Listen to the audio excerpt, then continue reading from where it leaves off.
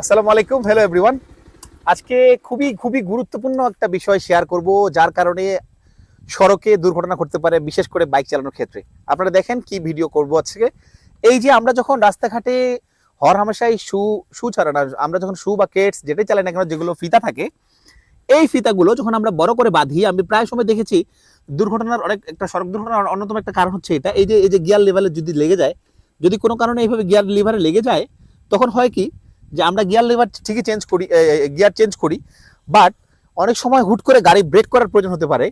যদি এইভাবে আটকে যে আমরা কোনো কারণে গাড়িটা এইভাবে পা নামাই, যদি পা না নামে, সেক্ষেত্রে কি পরিমাণ যে ভয়াবহ দুর্ঘটনা ঘটতে পারে আপনি ভাবতে পারবেন না।